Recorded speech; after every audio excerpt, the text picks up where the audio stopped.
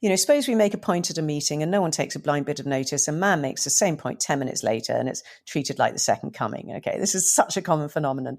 And we beat ourselves up and we think, oh, I obviously didn't make the point well enough, or I wasn't confident enough, or I wasn't eloquent enough. No, you were just too female.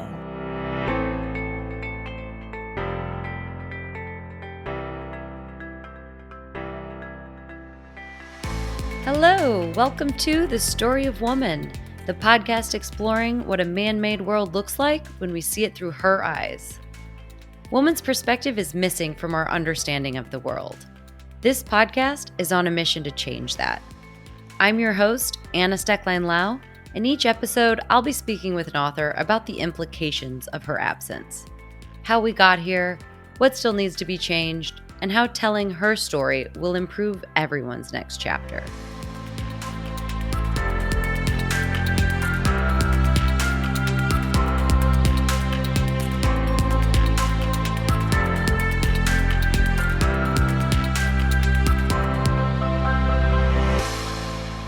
Hello, friends. Welcome to the first episode of The Story of Woman. What an exciting moment this is. Thank you so much for being here. We are starting off with one of the most pervasive female experiences that is out there, one that is not limited to any culture or country or even level of influence and power. We are talking about mansplaining.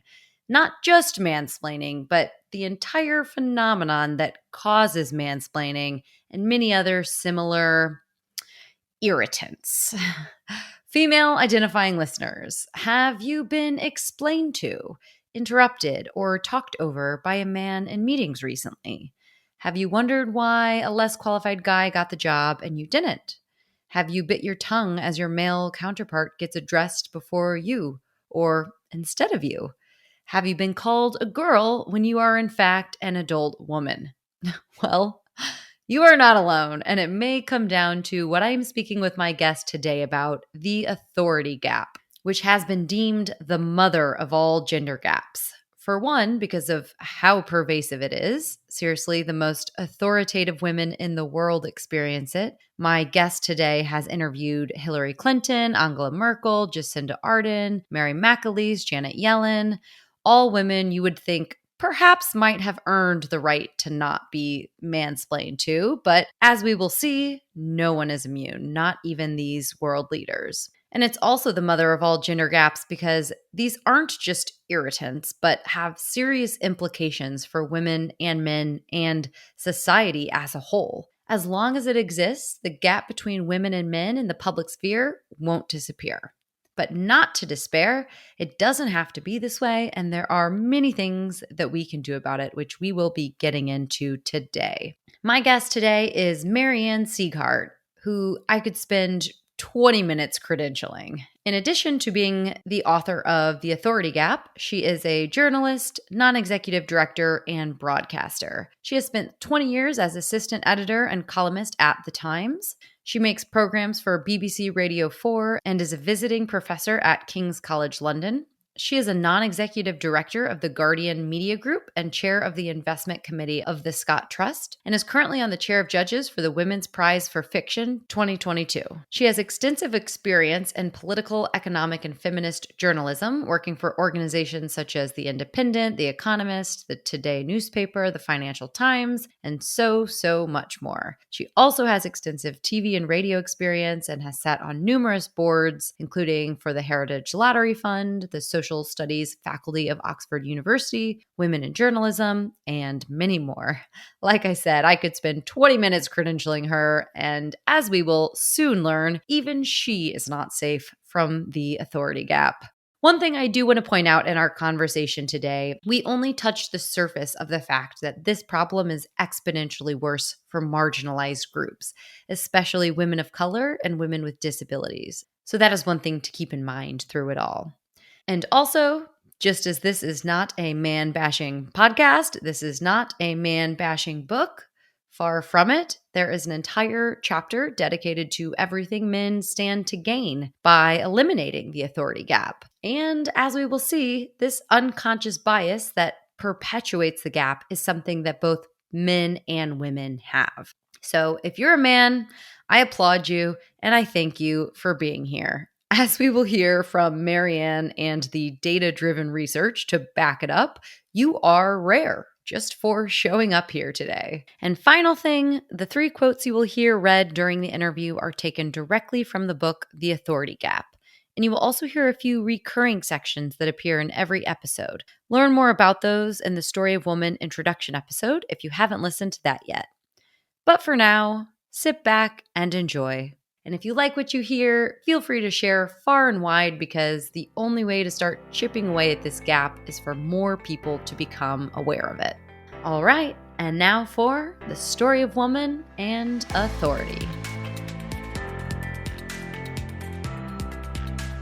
But first, a quick word from this episode's supporter, Elect Her.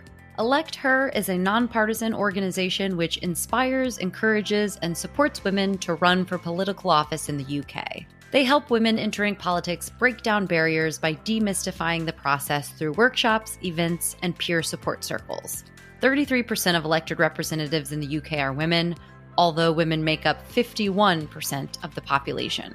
Elect Her is committed to improving the equal representation of all women and deliver events for specific communities, such as women of color, women with disabilities, or women in rural locations. Through their tiered workshop series and support focused on getting started, getting involved, and getting ready to stand for election, Elect Her can equip you with knowledge, confidence, and skills for entering politics in the UK, whilst introducing you to a supportive community of women on the same journey. And as we will shortly hear, the journey for women is not easy, but we need women more than ever. Find out more at elect-her.org.uk or from the link in the show notes and on the Story of Woman website. Hi, Mary Ann. Welcome. Thank you so much for being here. Oh, thank you for asking me. I'm very excited to speak with you today about your book, The Authority Gap. This book has completely changed the way that I see the world. It was a very, very enjoyable read, but at the same time, I must confess that I did also yell at the book quite a lot while I was reading it. Actually, my publisher, when she read the first draft, she said she found it enraging and inspiring in equal measure. And I thought, that'll do. Absolutely. I was going to say, I think that I was feeling very hopeful by the end. It really does take you on a journey, not just of anger and disbelief, but where we can realistically go from here. So I want to start just by having you explain to us what exactly is the authority gap and what are some ways we see it play out in our day-to-day lives? Sure. The authority gap is a measure of how much more seriously we take men than women. So we're just more reluctant to accord authority to women than we are to men. And I mean it in terms of authority as expertise. In other words, thinking that a woman is as competent and as knowledgeable and as experienced and as expert as a man. And also authority in terms of leadership. We feel much less comfortable having women in charge than we do men. And so perhaps to sum it up in layman's terms, we assume a man knows what he's talking about until he proves otherwise, whereas for a woman, it's all too often the other way around.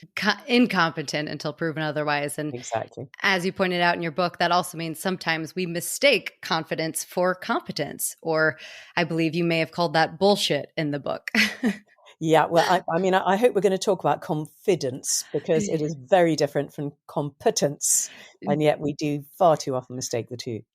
Yeah, absolutely. Well, yeah, I would like to talk a little bit about how do we see this play out in our day-to-day lives, and we'll get into some specific examples. But yeah, if you can kind of set that framework. So the main symptoms of the authority gap are that we're much more likely to underestimate women. We tend to patronize them. We tend to interrupt them when they're talking much more than men. We tend to challenge their expertise. We tend to be more reluctant to be influenced by them in conversation or in work meetings, and we're more resistant to them wielding authority over us. So these are the ways in which the authority gap manifests itself. And then, of course, there's all sorts of backlash to women's authority. So I do a very depressing chapter in the book about, trolling and death and rape threats and all the horrible things that women have to put up with if they do start to exert any authority. Yes, very depressing indeed. And you say that this gap affects women all over the world, no matter the culture. Is that right? Yes, it affects women all over the world.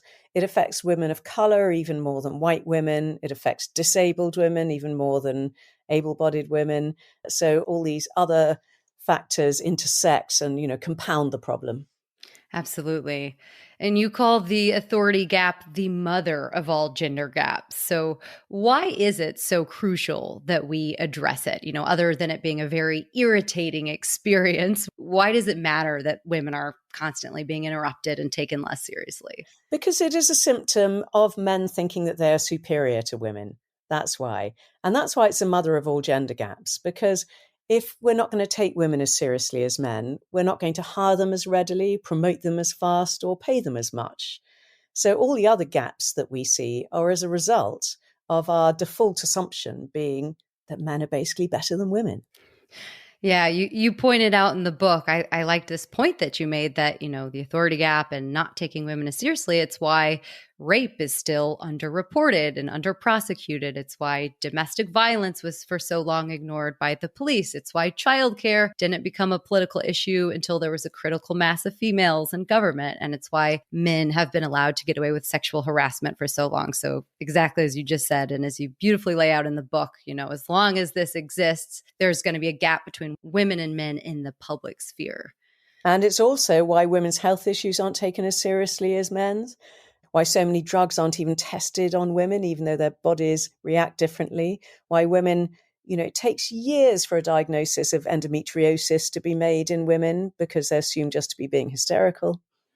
Yeah. Yeah, yes. Spoken to Eleanor Cleghorn about her book, Unwell Women, on this podcast. And we get into that in a lot of depth. And yeah, there's some serious repercussions in pretty much every aspect of the world, it seems, because of this problem. So I want to talk about how this has come to be and what perpetuates it. And then, of course, what we can do about it. But first, I want to talk through some more examples of how we see this play out in the real world, because you carried out really extensive research and spoke with really powerful women that most of us would consider to be very authoritative people.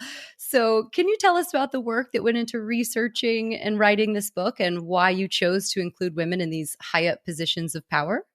Yeah, so there were two strands of my research. One was, as you say, interviewing individual women, and about half of them, about 40 or 50 of them, were extraordinarily authoritative and powerful women, former presidents and prime ministers and Supreme Court judges and film directors. Sorry, movie directors and orchestral conductors, bishops, army generals, you name it. The other half were women who weren't so eminent, but I deliberately interviewed the very eminent women because I thought if even they have come across this sort of authority gap in their lives, then I think that's pretty good proof that it happens to all of us. If even that level of power and authority can't insulate you from it, then it happens to all womankind. And the other strand of the research I did was a huge amount of research into academic research studies and other studies in other fields proving the existence of the authority gap in the first place, because I wanted it to be absolutely watertight. But I did hear some eye-watering stories from some of my interviewees. So, for instance, I think one of the most shocking ones was from Mary McAleese, the President of Ireland. And she led a delegation to the Vatican to meet the Pope. So it was a huge state visit, incredibly formal occasion. She leads her delegation into the audience room. In comes the Pope, flanked by his cardinals. She is at the head of the delegation, waiting to be introduced to him.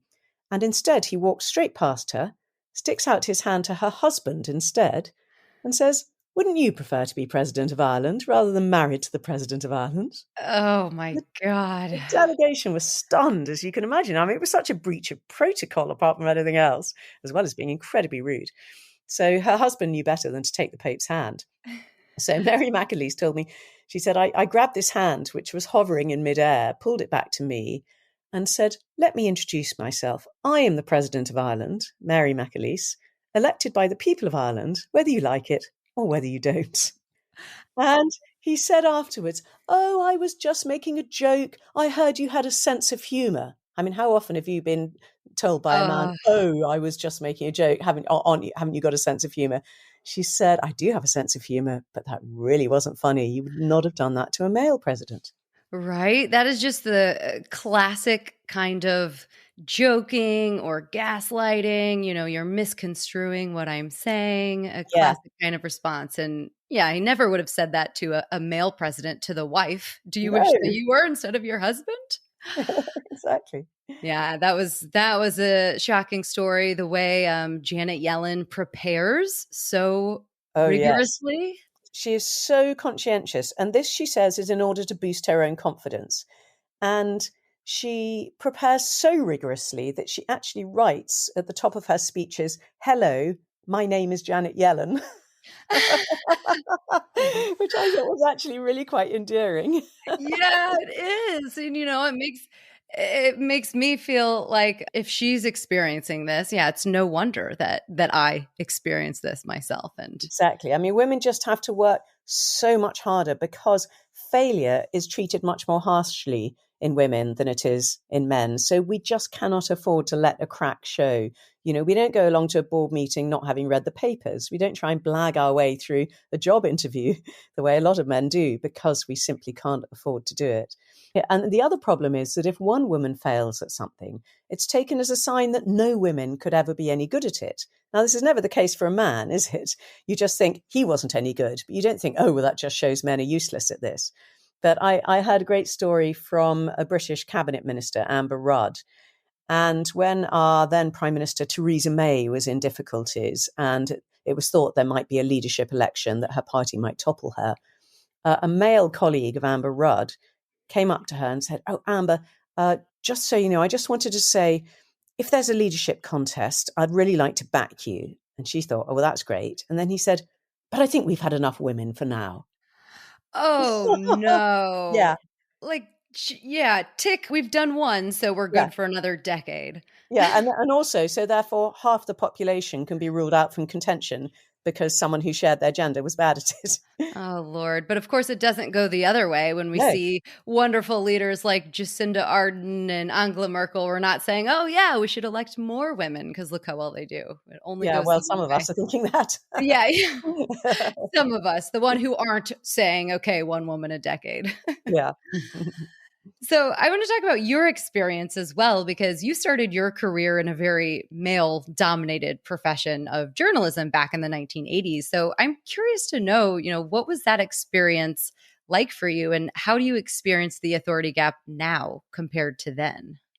Yes, so I joined the Times of London, as Americans call it, but it's just known as the Times here, very young in quite a senior position as the op-ed editor when I was 28, I think 27 actually. So I was very lucky. I'd been promoted very fast all the way through my career. So I don't think being female hurt me. On the other hand, how can I put this? Well, I'd had quite stellar academic results, put it like that. So that sort of really gave me a leg up. But I found myself as one of only two women out of 22 in morning and afternoon conference, which is when the paper is put together each day. So it was a very, very male environment. And if Bridget, the features editor, was away, I was the only woman with all these men around the table. And you could smell the testosterone in the air. They were very competitive, full of bullshit, always wanted to prove they knew more than anybody else. And I remember thinking, I've got two options here. I can either play the sort of demure woman, and I will be completely rolled over and no one will take me seriously at all, or I can behave as confidently as they do, which is what I chose to do. But I got punished for it, as all confident women do. Mm-hmm. Because the trouble with being as confident as a man, which is what you have to be in order to be treated equally and to be taken as seriously as they are, is that it almost instantly makes you dislikable. People recoil from it. So it's no use saying to women, oh, just lean in, just man up, go on an assertiveness training course, because it doesn't always help. And so I was quite quickly parodied in Private Eye, which is the satirical magazine over here, as Mary Ann Bighead. Oh my God. It could have been Woman Know Your Place, right? Yeah. I really wasn't. I mean, I was no more big-headed than, I think, probably quite a lot less than most of my male colleagues, but they couldn't bear it. The fact that I behaved as if I had as much right to be in the room as they did. Oof. And you talk about that quite a lot through the book, this double bind. Why can't women just be more confident, be more assertive? But if you do these things, you have to constantly be walking on this balance beam, making sure you're not too much of one thing or too little of another. And what about in your career now? How have things kind of changed for you? Are you coming across it in the same way? Has it gotten better? Can you talk to us about that? I think it's got better as I've got older, and I think that's the case for most women. I mean, I'm now 60, so it's a lot easier for me now. And I think being postmenopausal makes you braver as well. So I'm much more inclined to call it out now than I used to be. So I find it only happens to me when somebody doesn't know what I do. And then immediately it's like the elastic snapping back to its default place. So I'll give you an example. This was just pre-pandemic, so I suppose a couple of years ago. And I was at quite a high-level international conference. And I was talking to the former British head of the Foreign Office, which is like the head of the State Department. So a very senior man and a BBC foreign correspondent. And we were having a good gossip outside the conference hall. And I would concede that those two men know far more about foreign affairs than I do. But I think I probably have the edge in British politics because I've been a columnist about British politics in the Times and the Independent for about 25 years. And that was my specialty. And this other delegate comes up, doesn't know any of us, completely ignores me, looks at the two men and says, "Can I ask you a question about British politics? Could Tony Blair ever make a comeback?" So I say, "Not a chance," and start explaining why. This man cannot even bear to turn and look at me as I'm explaining it. And then when I finished explaining why he can't make a comeback, he asks a follow-up question of the two men. Oh my God. And I actually touched him on the arm. So he had to turn and face me. And I said, "Look, I'm actually the British political columnist in this group. I do know what I'm talking about." Did that then work? You had to credential yourself. That's Yeah, I a had whole to part of credential it. myself. And even then, he was sort of reluctant. And the next day I said, "Oh, I'm so grateful to you." And he said, "Oh, really? Why?" And I said, "Well, you've given me a fantastic case study for this book I'm writing." "Oh," he said, and got terribly pleased with himself and said, "Why?" And I explained it all. And he said, "Oh, I didn't do that." And I said, "Well, you did actually." And he said, "Well, it's just because I didn't know who you were." And I said, "But you Exactly. didn't know who the men were either. You just assumed they knew more than I did." Yeah, that is exactly the point. You Yeah. needed the evidence. You were assumed incompetent until proven So proven otherwise. otherwise. That is exactly the point. And you told another extraordinary story in the book about the times when you were telling men about the idea for this book. Oh, yes. So, I found about a third of the men I've spoken to have been delightful and interested and asked intelligent questions about it, just as you or I would if we were talking to someone else who was writing a book. But the rest, who are about 2/3 of the men, about a third of them would simply tell me I was wrong, that my thesis was out of date, and that there was no problem with women these days. If anything, women are being appointed to all the top jobs, right? Which is sort of as insensitive as telling a person of color that racism doesn't exist, right? And the other half would start mansplaining to me what ought to be in my book. Well, of course, the important thing to realize, they would say to me, is it's all evolutionarily determined or something like that. And I would look at these two classes of men and think, are you so unself-aware that you don't realize that you are acting in exactly the same way? I mean, you are actually acting out my book, right? Yeah. This is what I'm writing about. The Is irony. you are assuming you know more than I do about a subject that I've spent the past 3 years researching, and you were talking from a position of complete ignorance. Yeah, you're literally writing a book about how society doesn't believe or accord women with authority, and they respond by doubting your authority. I mean, it's Yeah, phenomenal. You can't make this up. exactly. And once this happened when a man in the first category, one of the delightful men, was sitting opposite me. And his jaw was still dropping further and further to the floor. And he said, "I can't believe you didn't just, bust a gasket." And I said, "I'm just so used to it." Yep, this is why I'm writing the book. Yeah, yeah. The problem is that the world around us is still designed and led mainly by men.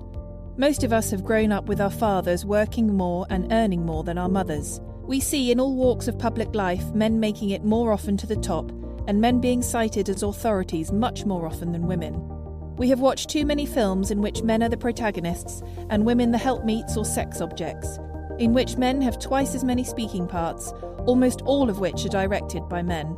We still live in a world in which men have the upper hand and help each other up the ladder, so no wonder we have internalised the notion that women must somehow be inferior and worthy of less respect.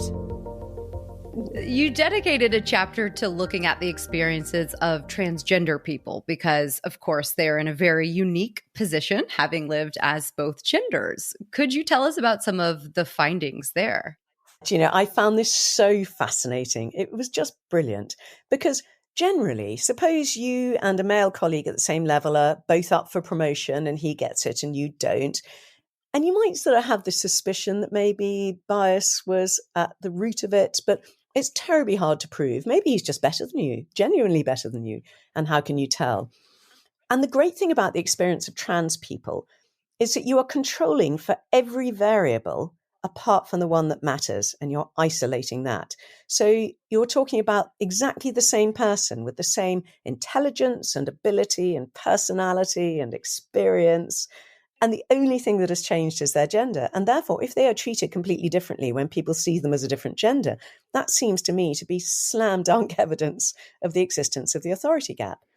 And I start by telling the stories of two Stanford science professors who happened by coincidence to transition in opposite directions at the same time.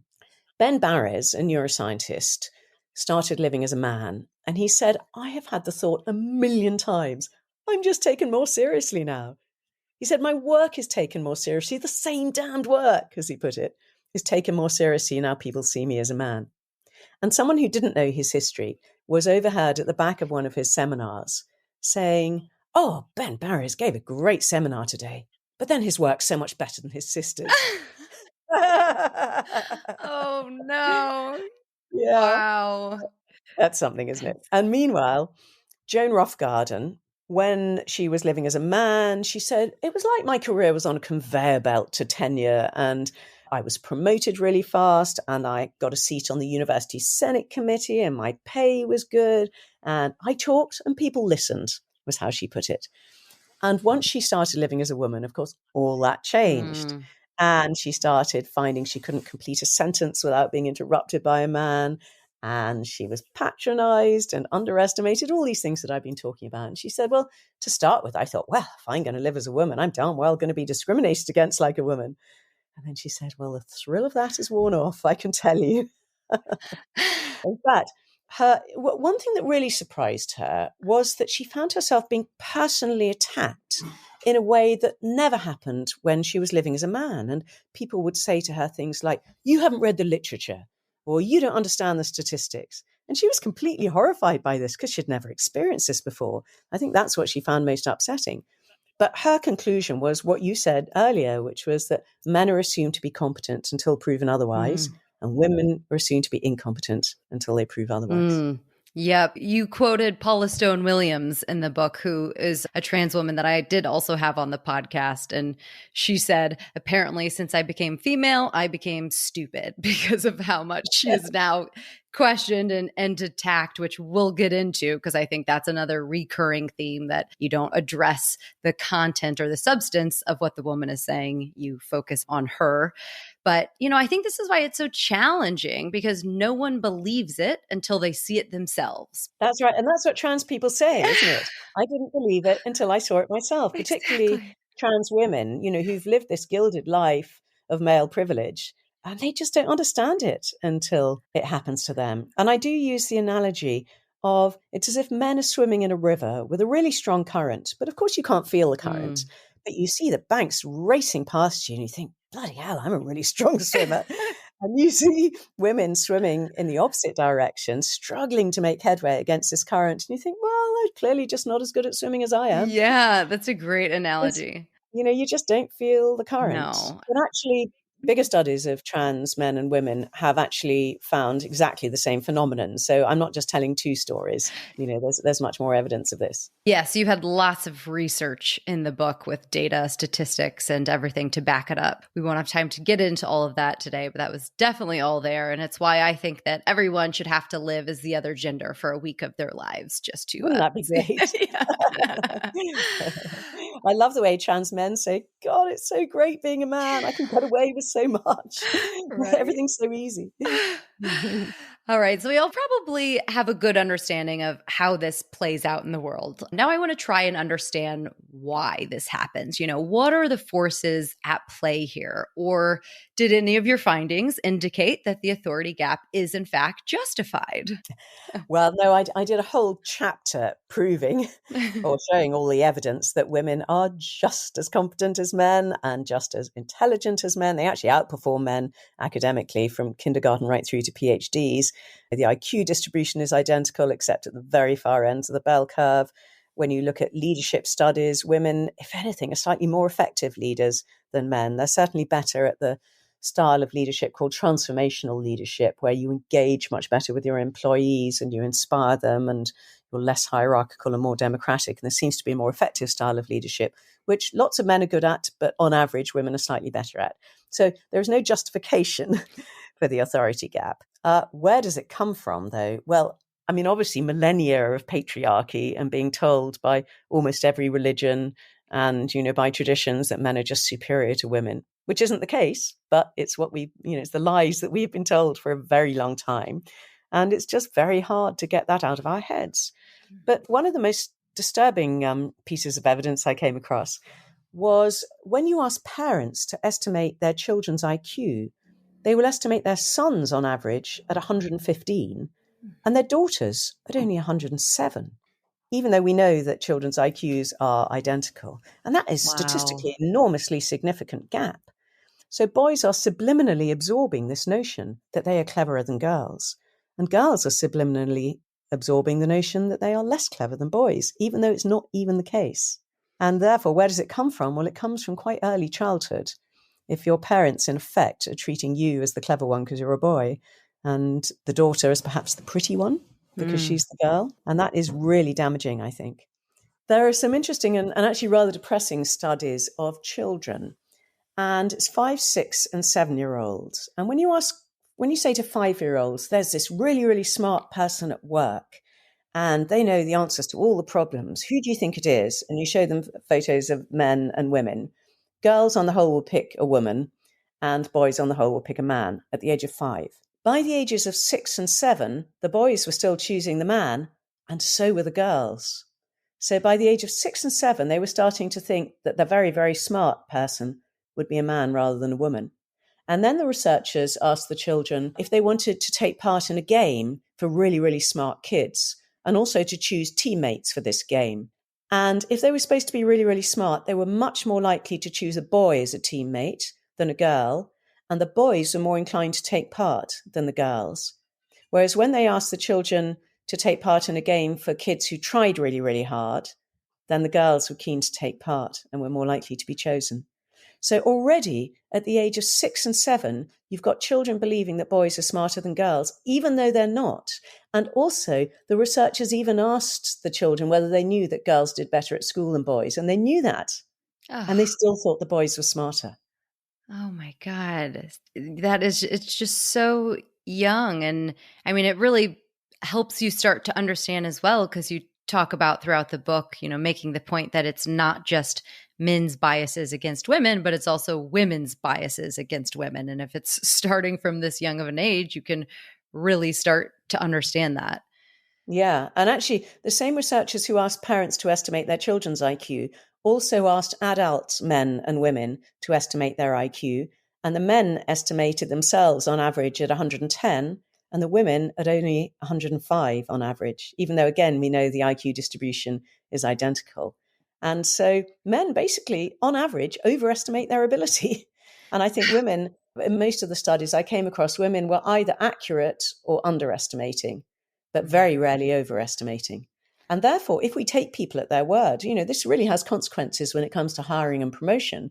If we take people at their word, it's no surprise that we're more inclined to hire and promote men than women because they're telling us how much better than they actually are.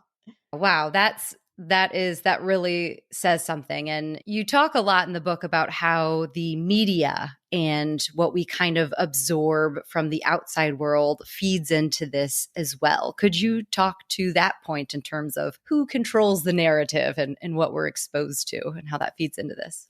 Yeah, the media are very powerful in this. So if women aren't presented as sources of authority, then we're automatically going to associate male with authority much more than female. If women aren't quoted as experts as much as men are, we're going to assume that men are more expert than women. Just subliminally, this is bound to happen. If women are cast in movies as just sex objects and helpmeets and don't have agency or power or, complicated personalities, then that's how we're going to view women, isn't it? And, there is so few older women with authority, certainly in British TV. Funnily enough, I think America's a bit better about that, mainly because the women have so much work done to their faces, but nonetheless, they're allowed to stay on screen for longer. But, if you've always got a sort of older newscaster with his younger, pretty female sidekick, what's that going to tell us about who has most authority in the world? And it is amazingly powerful. So one fascinating study I came across looked at women in STEM careers, science, technology, engineering, that sort of thing. And it looked particularly at women of a certain generation of the right age to have watched The X-Files when they were young. And the thing about The X-Files was it was the first TV series to portray a really cool female scientist called Scully. Do you remember Gillian Anderson? Yeah. And this was amazing. 63% of these women they surveyed in STEM fields said that they'd been inspired to go into STEM because of Scully. And if one character in one TV series can change lives to such an extent, it just makes you realize how incredibly powerful the media are and also how incredibly powerful role models are. Mm-hmm. And I'm going to give you another fascinating example of female role models. So an experiment was done asking female and male students to give a speech in public. And all the academic research shows that men on average speak much more and much longer than women in public. And we can go into why that is later if you like. But so the researchers expected the women to give shorter speeches than the men. What they did was they gave them VR goggles. So they felt like they were up on stage with this big audience of people looking at them. And subtly, on the far wall, the researchers projected either a portrait of Hillary Clinton, Angela Merkel, Bill Clinton, or no portrait at all. So it was just sort of at the very back of the hall. And when the portrait was of Hillary Clinton or Angela Merkel, the women spoke for just as long as the men and much more eloquently than when the portrait was of Bill Clinton or no portrait at all, when they spoke 50% less than the men. Now, again, if something that subliminal can make that amount of difference, you sort of understand why women feel the way they do, because the world is telling them the whole time, men are in charge, men are in charge, men are in charge. It's so true. We need to get some more portraits up. I mean, this just representation really does matter. As they say, you can't be what you can't see. And it really is just a kind of self-fulfilling prophecy, both at an individual level and a bigger societal level. If you're always treated like you don't know what you're doing, eventually you'll start to believe that, in fact, you don't know what you're doing. And then at the same time, you have all of these cues from society telling you, consciously or not, that women and leadership don't go together. Then, that just is constantly being reinforced. So we need to find a way to break that. Exactly. Because if we're always being told we don't know what we're doing, and then we're being blamed for not being confident enough, when what's happening is our confidence is being dented the whole time because people are treating us as if we don't know what we're doing. It's not women's fault, it's the system's fault. And the system has to change. It's no use just sending women on assertiveness training courses. That's not going to do it. Yeah. Like most issues, I feel like that I'm discussing and, that stem with women, it's not a fix the women thing. It's a let's look at the system and let's address that. The masculine qualities required in a leader make us feel uncomfortable when they are displayed by a woman. As a result, we are more likely to dislike female than male leaders, and we penalise women for showing the very leadership traits that we reward in men. Men are dominant, women are abrasive. Men are powerful, women are power-seeking. Men are decisive, women are strident. As the American feminist Gloria Steinem once said, a man can be called assertive if he launches World War III. A woman can be called assertive if she puts you on hold. And, in terms of the balance beam act and needing to kind of be confident, but not too confident and all of that, you say a lot of this stems from status incongruity, which is basically that certain traits, confidence, taking charge, all these we've been naming, we don't associate with women. So when you see a woman exhibiting these traits, we feel uncomfortable, even if we don't consciously realize it. And again, it's why women can feel that way as well. And it's the ultimate catch-22 because these are the exact qualities that we look for in a leader. So we're a lot more likely to dislike female than male leaders. And as you say, we penalize women for showing the same leadership traits that we reward in men. So do you think, can this help us understand why women have such a hard time getting elected, this status incongruity? So much, yes. And I talked to Hillary Clinton about it, and she made the point that when she was running as the sole female candidate, people said, oh, sure, I'd be perfectly happy to vote for a woman, but not that woman. And then when, almost enough women for a basketball team are running for the Democratic primary last time round, people were still saying, oh, sure, I'll happily vote for a woman, but just not those women. And you think, well, what are the chances that every single one of those female candidates was so unlikable that you couldn't vote for her?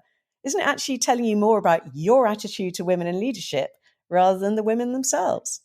That's exactly it. And again, like as we kind of mentioned at the beginning, not taking issue with the policies or anything of substance, but just generally, it's either she's too loud, she's too quiet, she doesn't spend enough time with her kids, she'll be distracted by the fact that she has kids, or it's just generally, I don't know what it is. Like, I can't tell you the number of times I have heard someone say about Hillary Clinton, I don't know what it is, but there's just something about her that I don't like. And exactly as you say, it's like, I think that says a lot more about you than her and the system.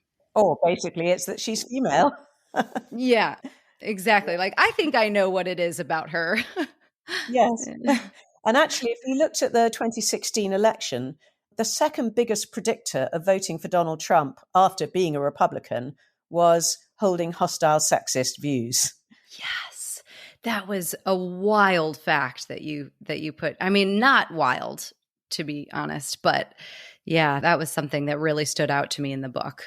And I think pretty much all the women who voted for Obama voted for Hillary, but it was the men who peeled off. Men who had voted for Obama peeled off to vote for Trump. And if they hadn't done that, she would have won. Oh, still gets my blood going even now. But it's not always just, oh, there's something about her, but the backlash, as again, you mentioned at the beginning, against female leaders or even just females with voices is horrifying. Can you tell us about your findings here in terms of internet trolls and, as you put it, the dangers of having an opinion and a vagina? Yeah. And it really is that simple. Yeah. You would think it was just women in public life who suffer from this. No, you can be a 13-year-old girl putting up a YouTube video about braiding your hair and you'll get a rape threat in the comments section. I mean, what sort of sicko does that, right? But because she has dared to go public on YouTube, she deserves to be raped. It is just horrible. So women are 27 times more likely to be abused online than men. And this was proved by a study which put a fictitious person into an internet forum and just sort of randomly assigned them a male or a female name, but saying exactly the same things. And they were 27 times more abused when they had a female name. So this is the backlash against women because we are gaining more authority. I don't gainsay that in the book. I say, there is progress. It's not nearly as fast as I would like, but there is progress. But the backlash to it is really intense and sometimes violent and really vile. Yeah. Any woman in public life pretty much is likely to have had rape threats. Quite a lot have had death threats. They've had, we know where you live and we're coming after you. I mean, gosh, you've got to have the hide of a rhinoceros to be able to deal with that and keep your mental health.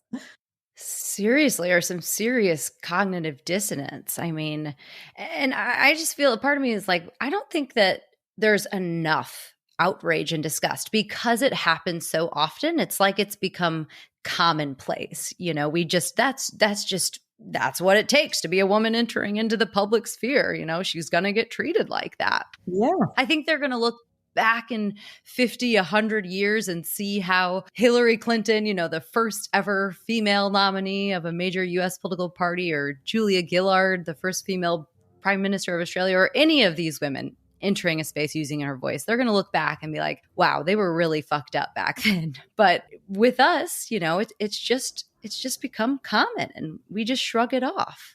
And part of the problem is that most of the threats are simply too disgusting to print. And so people don't realize the severity of it. Yes. And I actually quote about 20 in full because I think people have to understand how bad this is. And a lot of them are very violently related to gagging and silencing us. Literally, I'm going to stick my dick so far down your throat that you're going to choke. I'm going to cut your head off. Things like that. I'm going to come in your mouth. I mean, they're really horrible, but they're all to do with shutting us up. Yeah, that's exactly it. It's not about anything other than that. That is the sole purpose. And I liked that you put that in your book because I agree, that it's disturbing. We don't want to read it. We don't want to hear it because it's disturbing, but then we don't know how bad it is. So I think it was good that you put this in the book. And just for context for people listening, though, you should be reading this, going and buying it after this and seeing for yourself. But this was, some of these examples she's listing was for a gal here in the UK called Caroline Criado Perez, who is an author. But at the time she was campaigning to get a woman on a banknote or a dollar bill, I guess, a bill you would call it in the US. Right? Yeah. Like that's what it was. It was so innocent. Just to get a woman on a bill. Because they were all men. Well, she just wanted one woman, right? Out of 4 or 5. Just how many we've got? Just one.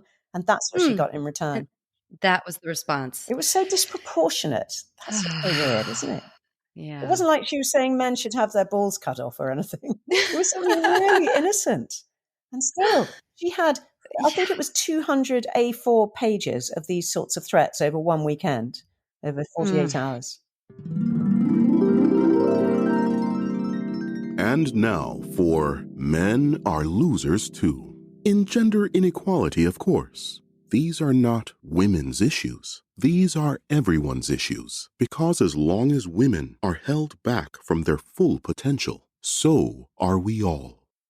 So a recurring segment of this podcast looks at all the ways these issues do impact men. It's not just that it impacts women, it impacts men. And I was very pleased to see that you dedicated an entire chapter to this, writing about all the ways that we all win when the authority gap is eliminated. So can you tell us more about that? Why should men join in this fight? What do they stand to gain? Yeah, this is really cheering, actually, because we don't need men to be altruistic in order to join the fight for gender equality. It's in their interest too. And it sounds really counterintuitive. You'd think that gender equality was like a seesaw in which as women rise, men fall.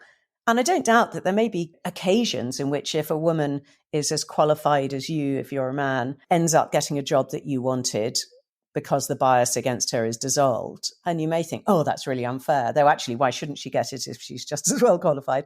There may be the odd occasion like that. But actually, so much research has shown that both in more gender equal societies, that's more gender equal US states, for instance, they looked at, and also more gender equal countries, and in more gender equal relationships, straight relationships, that is, in which the man and the woman share the household chores and the childcare more equally.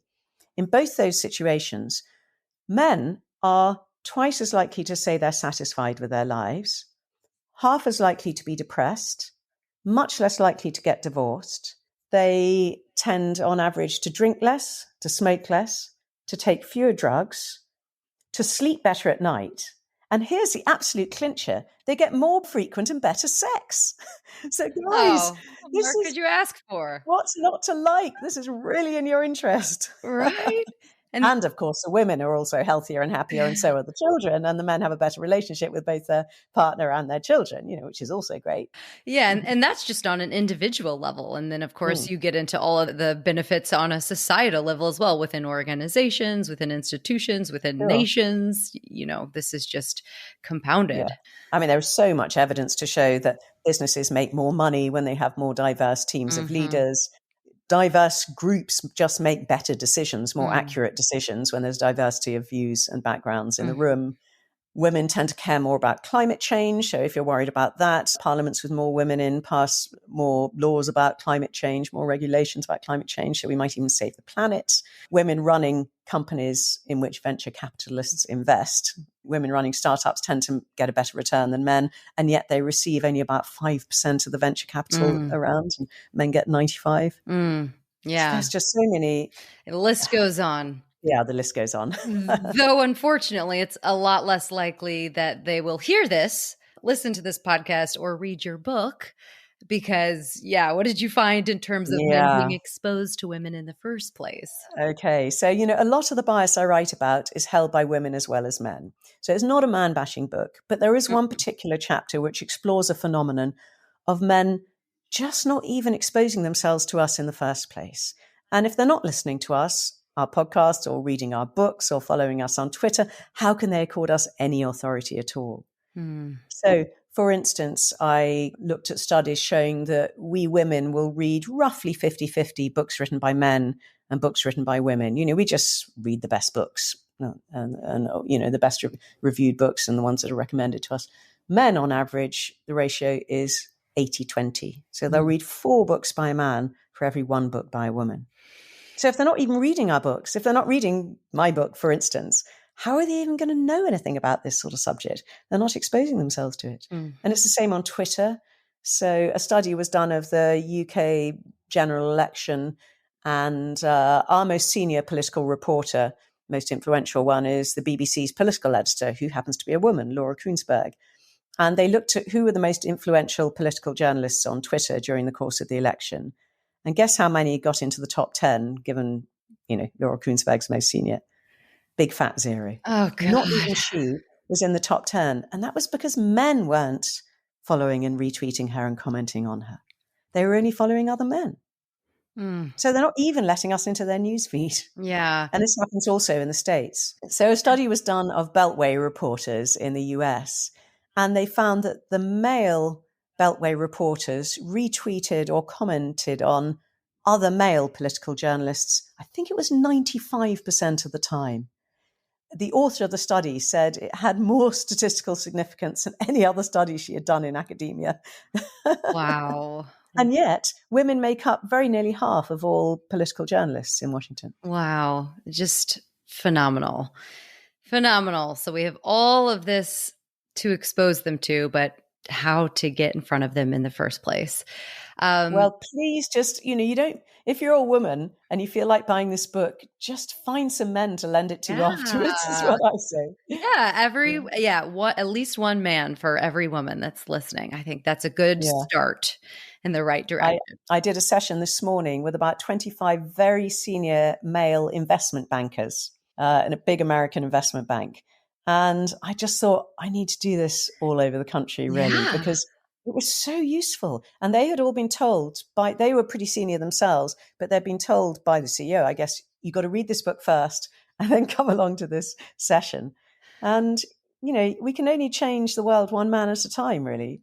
But let's try. Yeah, great. Men and women actually work really well together. They complement each other.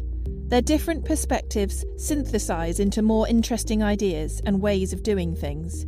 If it became the default that all levels of all organisations were run jointly by a woman with a male deputy or by a man with a female deputy, we would not only have better, more rounded, more imaginative leadership, but we would also achieve rough gender equality in the process.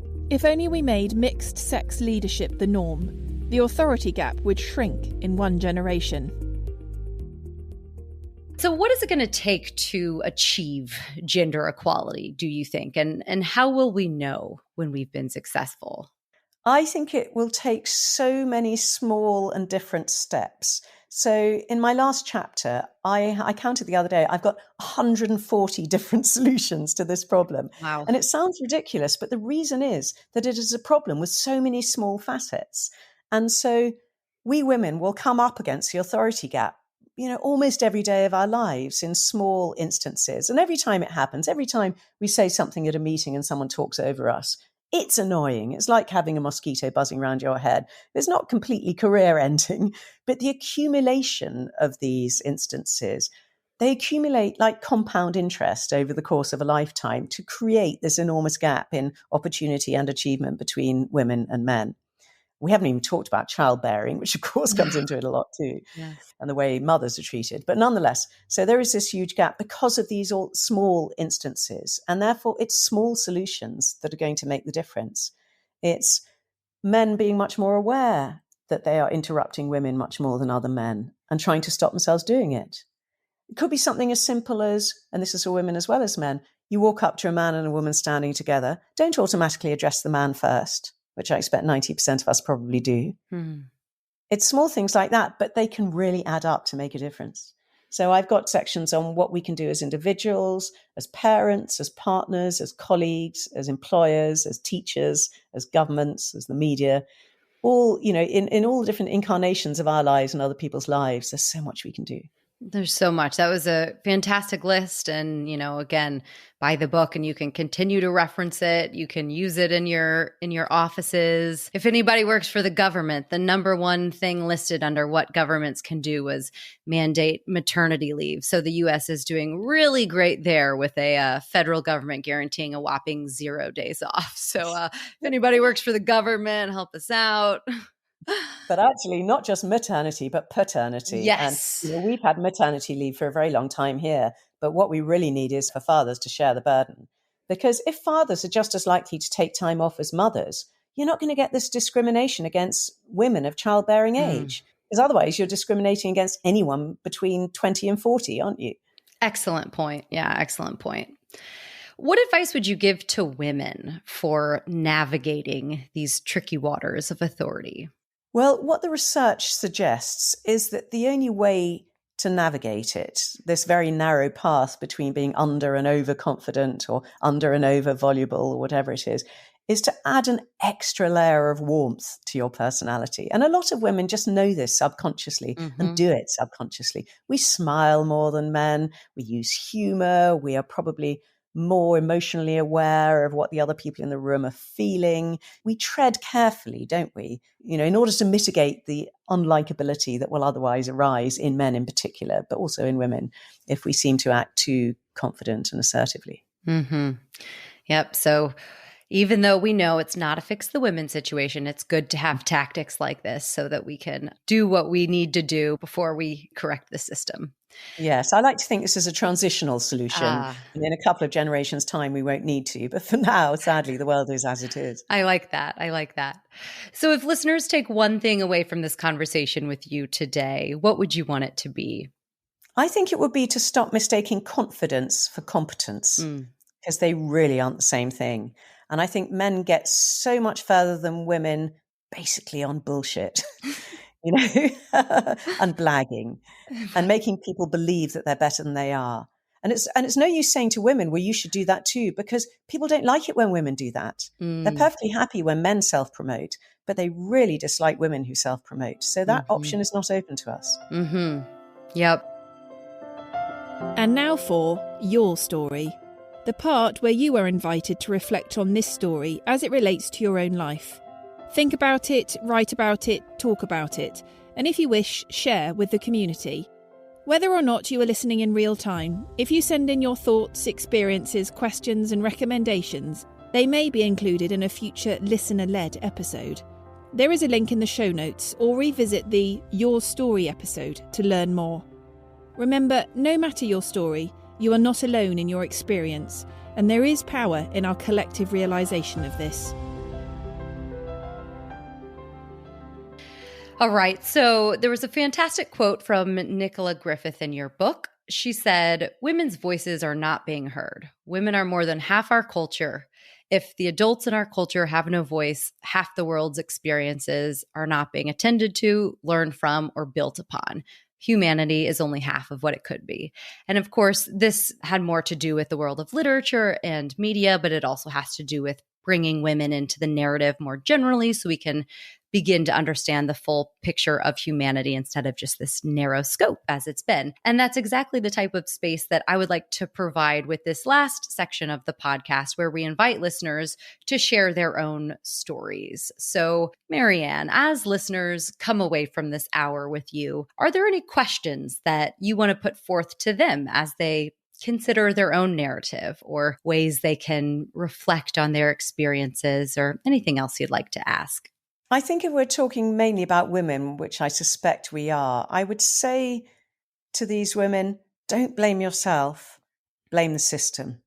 Because so often we beat ourselves up and we think, suppose we make a point at a meeting and no one takes a blind bit of notice, and man makes the same point 10 minutes later and it's treated like the second coming. Okay, this is such a common phenomenon. And we beat ourselves up and we think, oh, I obviously didn't make the point well enough, or I wasn't confident enough, or I wasn't eloquent enough. No, you were just too female. And I think we need to stop punishing ourselves for the way the world treats us. I love that. That can do wonders for confidence and self-esteem when you start to attribute your feelings to things that aren't just yourself. So that's fantastic. Feminism was established so as to allow unattractive women easier access to the mainstream. Bitter, nasty, ugly, man-hating, empty horror show. Lesbianic sort of feminism. Which is what feminazism was essentially all about.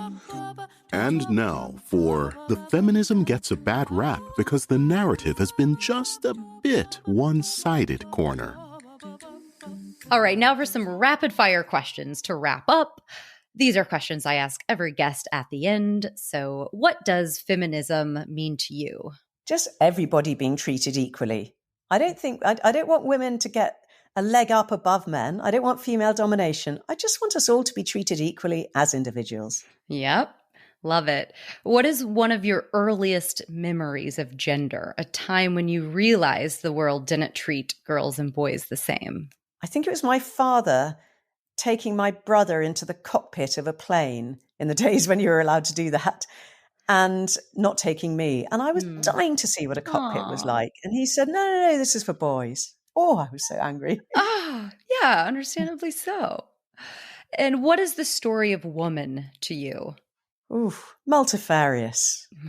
I mean, we're just all really different, aren't we? And I don't think we should be lumped together the way we so often are. Yeah. What are you reading right now? Oh, well, I'm chairing the judges for the Women's Prize for Fiction this year. Oh. So I have to read 72 novels by the end of February. Wow. I am literally reading a book a day. That is, I don't understand how that's even possible. I am very impressed. Okay, Well, so we probably won't go through all 72. as it happens, I'm reading French Braid by Anne Tyler today. Tomorrow it'll be something else. Wow, that is, I need to, okay, another podcast to learn how you read so quickly and give us tips on that. Do you have, other than your book, do you have anything that you would recommend listeners read? I would love everyone to read Girl, Woman, Other by Bernardine Evaristo. It's a fabulous novel, and it's about so many different Black women's lives of all ages. And, as a white woman, I was just really pleased to read that book and to gain more understanding of what it's like to be a Black woman, just as I think men ought to read books by women to gain more understanding of what it's like to be a woman, actually. Spot on. Yes, that book was phenomenal. I really enjoyed that book. Who should I make sure to have on the podcast? And it's okay to be aspirational. She would be fabulous, actually. Yes. I interviewed her for my book, and she is so funny and clever and candid and eloquent. I think she'd be brilliant. Yeah, I do too. All right. Other than your 72 books that you have to read, what are you working on right now? Well, I'm thinking about, but I can't start working on it until I finish this book judging. I'm thinking about my next book, which I hope will be about how we can change the way we bring up and teach our children so that we don't have an authority gap in the next generation. Because as we talked about earlier in the podcast, it all starts so young. And we could change that as parents, as teachers, as society. Brilliant. That's a very necessary book.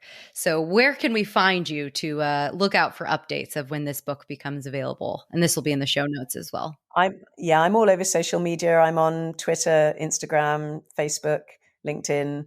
Just search for Mary Ann Sieghart, try and spell it right, and you'll find me. Amazing. Thank you so much for your time today, Mary Ann. It was a pleasure. Thank you. It was a great pleasure. Love talking to you.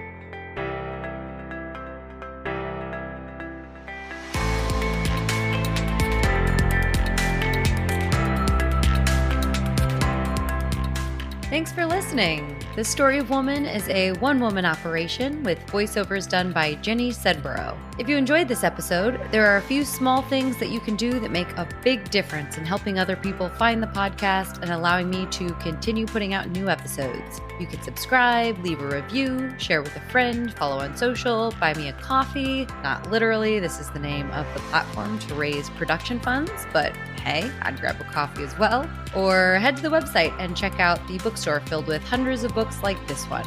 If you purchase any book through the links on the website, you support this podcast and local bookstores. So feel free to do all your shopping there. All of these options are in the show notes. Anything you can do is very much appreciated and makes a big difference in elevating women from the footnotes of history to the main narrative.